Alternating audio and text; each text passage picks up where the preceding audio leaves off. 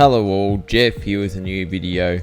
A few weeks ago I heard news that Nissan, or Nissan, depending on how you like to pronounce it, could potentially collapse if no new investors come in. And that had me thinking, let's do a top 10 shootout with a bunch of Nissan race cars around Fuji Speedway, because that's where the Nismo Festival happens every year. But we're going to the old Fuji before it was all Toyota-fied. I'm aware that Nissan and Honda could potentially create a new joint venture. That would be pretty cool to keep both brands alive, but if that doesn't happen, well, Nissan could potentially die. So in celebration of the brand, let's have some fun with 10 race cars.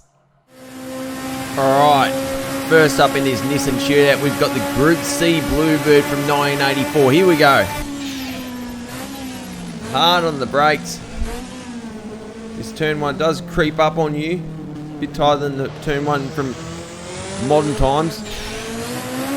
So this is the car that George Fury took the pole position in the 1984 Bathurst 1000. Oh, that's a massive block up. Get stopped. Oh, just yeet over the curbs. You know, this is the time when turbochargers were for power and power only, not efficiency like these days. Alright, get turned for this left-hander. Clutch kick, just get it going. Alright, there we go.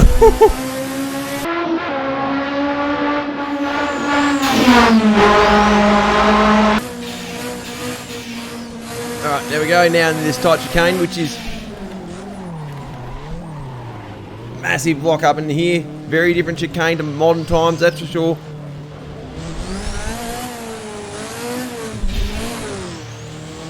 Oh my god. This thing is an absolute rocket. Come on, get turned. Bypassing that last sector that we have these days. Here we go. Main straight. What time can this thing do? Do me a fair effort if I can get under 140. Oh, 141.1. Well, that turbo flicks like a light switch, but more turbocharged goodness to come. Alright, we fast forward 3 years to the Glen Seaton DR30 Skyline, made famous for Assetto. Manhandling this thing in the wet.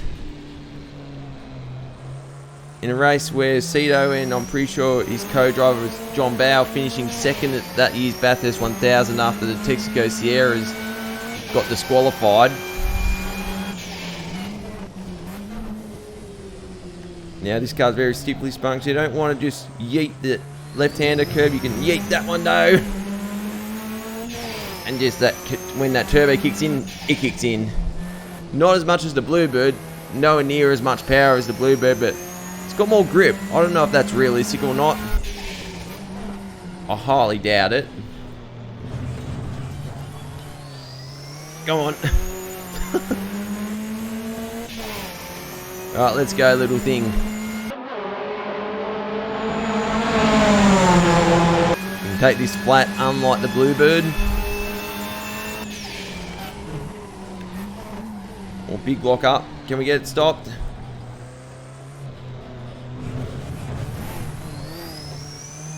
There we go. Now to the last turn. Remember, we're not using that stadium section, even though it's not really a stadium. Not there. These in this form. Nice long sweeping right-hander, just to make it fun. But what kind of time can this do? Can it beat the Bluebird? Remember, nowhere near as much power. Oh, 142.1. Alright. So it was really just brute power that kept the Bluebird on top there. Now for a few more cylinders. Alright, fast forward 2 years to the R31 Skyline GTSR. This the 1989 car that Jim Richards and Mark Scaife drove to 3rd place in that year's Bathurst 1000. In the 3 car came 4th. So it was a 3-4 formation finish they had that day.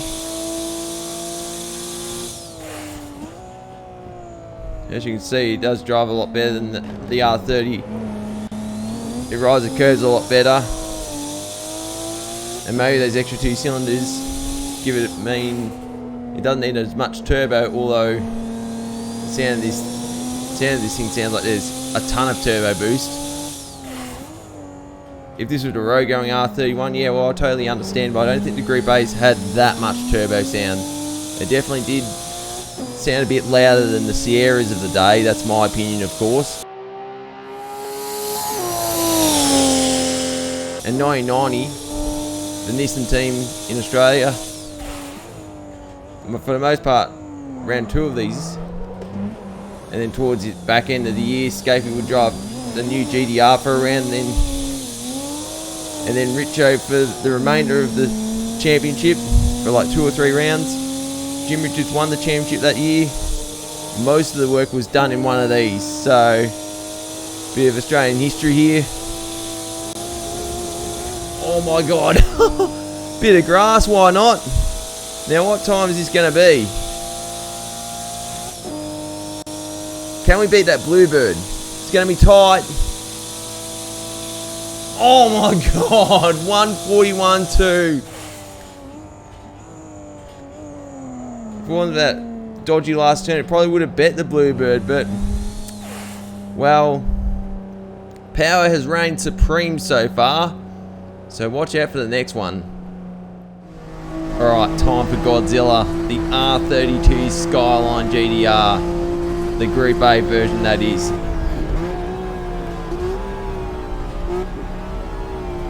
Get stopped for turn 1. Absolute technological masterpiece, this thing. All drive. Computers changing what levels of drive for whether that's the front or the rear, which is probably just kick-started the whole all drive revolution in the 90s. Whether the WRX and the Evo would have had the same effect if it wasn't for this car, who knows? But this car was dominant in Australia and Japan. Now this is the Winfield car from 1992, so Mark Scaife's first Australian touring car championship, and also gave himself and Jim Richards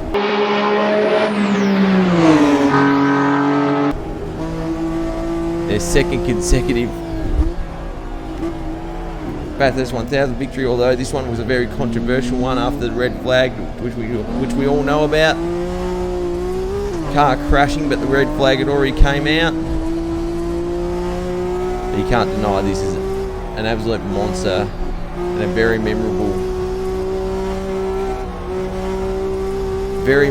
car in Australian touring car history, probably world motorsport history for that matter. But anyway, what kind of time can this do? Let's go 1:35.3, so nearly 8 seconds faster than the Bluebird. And that's just down to grip. Amazing. Time for something completely different. Front wheel drive, first naturally aspirated car here in the field. Nissan Primera, yep, a Super Tourer. So we've gone off the Matt Neal, Stephen Richards car that came second in the 1998 Bathurst 1000. I thought about going with one of the Anthony Reid liveries, but now into the chicane. Got to be careful with some corners. You might think, oh yeah, it's easy to drive, front wheel drive. There is a little thing called lift off oversteer, so see that? If you chuck it in too much, it'll do that. So just keep that in mind.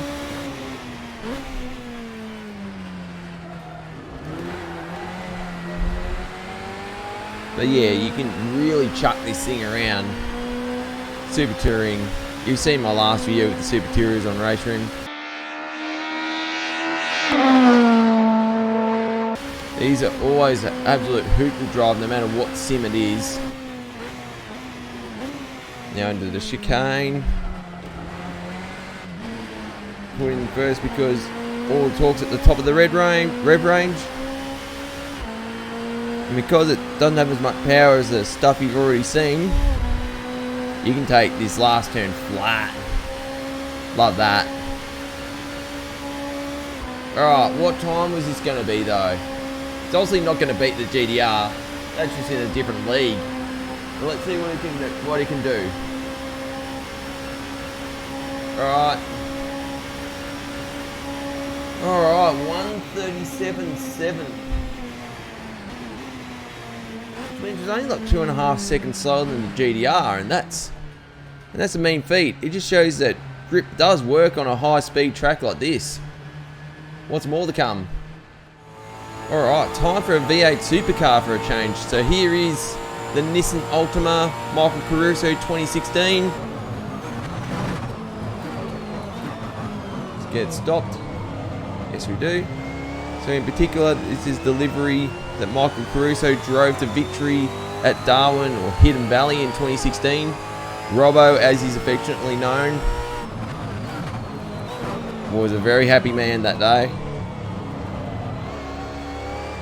Just got to be careful through that chicane. It's so easy to lose control of these things, although not as easy to lose control as, say, iRacing.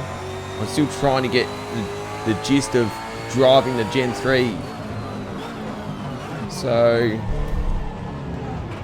maybe you'll see me drive that on the channel when I'm not as hopeless in that thing.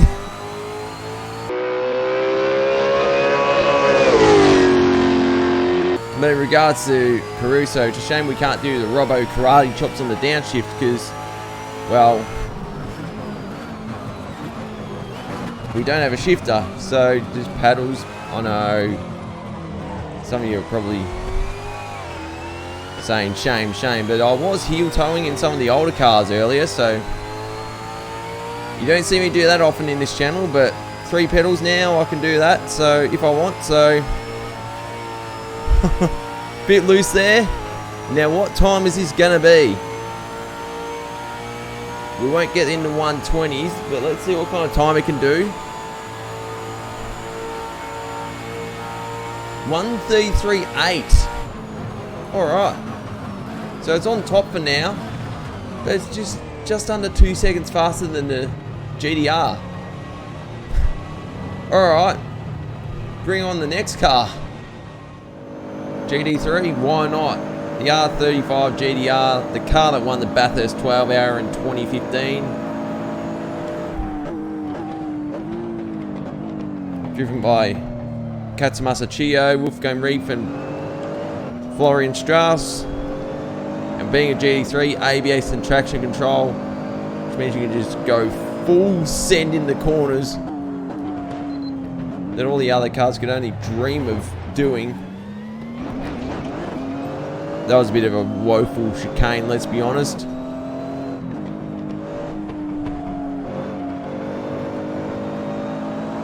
But it really does help you.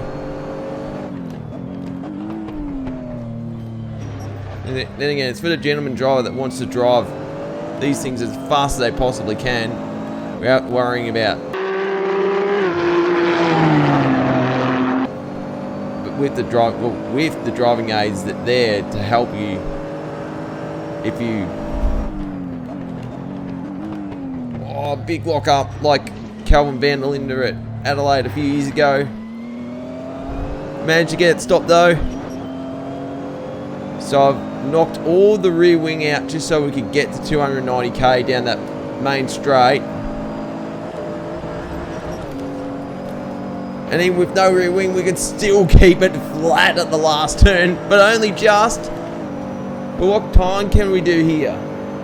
33A is the best time. 31.7. I'd say that's realistic time between a GT3 and a V8 supercar, although I think in real life this wouldn't be as quick in Australia, and it would definitely have more grip because teams would be putting rear wing on this thing, unlike me. Onto something that doesn't relate to Australia. Time for some Super GT GT500. So the 2016 spec GTR here, as you can hear, 4-cylinder engine. Almost sounds like a bit of a downgrade for a GTR, but yeah, very powerful engine. This GT500's so quick in a straight line, so much braking capabilities, so much grip as well. As you saw in turn 1, how late we brake there, just yeet the curb, that's still fine in these. Now in this sweeping right hand, it's almost flat, bit of a lift there.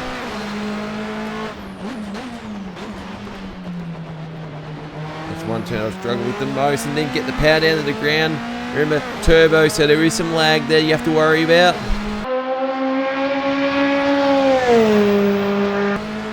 Easy flat through here. Now to this chicane.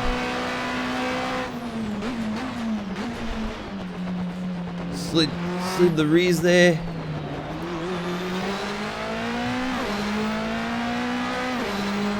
Flat, almost flat through the end of the chicane, and this last turn.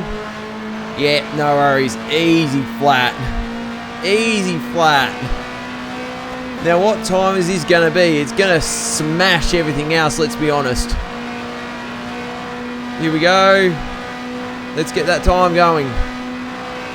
120.818. Absolutely smashes everything else. I didn't want to choose prototypes for the end because that would just be an embarrassment, but they're all tin tops here, but there's some similar machinery to come. Another Super GT GT500 GTR. This one, the 2021 example, as you can see, it looks very different inside and out. And the sound's different as well, though I think the sound is a bit more realistic in this one compared to the 16 car. Just judging by watching the Super GT oddboards from the last 10 or so years, whenever I do, that is. That chicane is very tricky. It's probably why they got rid of it in the new version of this track. That sweeping right hand I feel is better in the 16 car, but getting a bit too keen on the throttle, although I think it's a bit more usable. The power band in this car compared to the 16 car.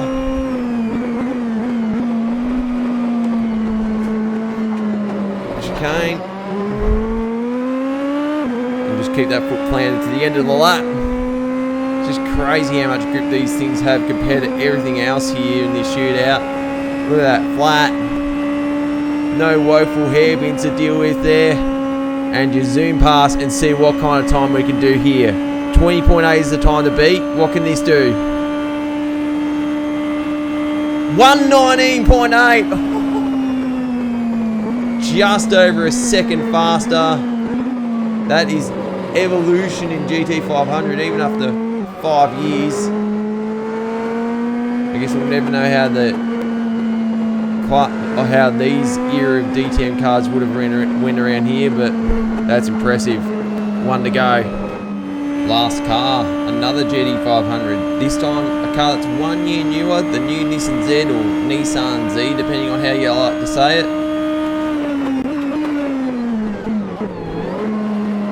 Just got stopped for the slight lockup, didn't hurt us too much though. I wouldn't be surprised if this and the GTR we just drove are just the same shell with different bodies over them. I wouldn't be surprised if it's the same thing that Honda has done this year with the 2024 Civic Type R GT500 compared to the 2023 Honda Acura NSX GT500. Same shell, different bodies. Taking a leap out of V8 Supercars book in the Gen 1, Gen 2 days. Right, here we go. Last braking point up ahead with the very tight chicane.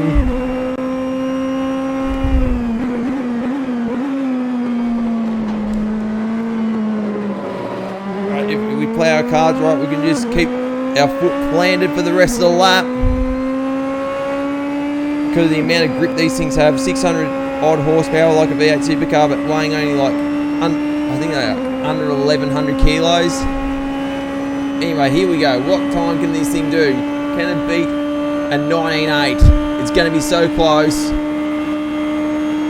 Oh my god!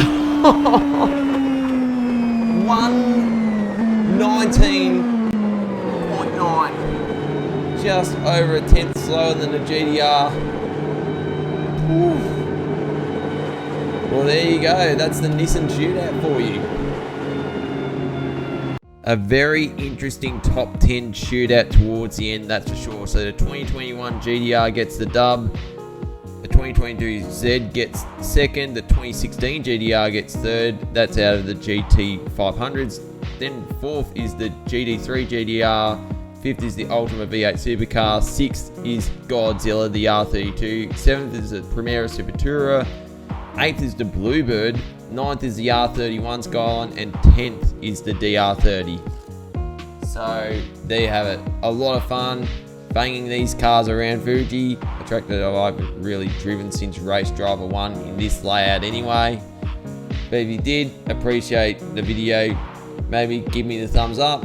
Leave a comment, let me know what you think. And if you do want to see more of my content, maybe consider subscribing and tapping the notification icon. Anyway, this is Jeff here. Happy racing, cheers, and goodbye.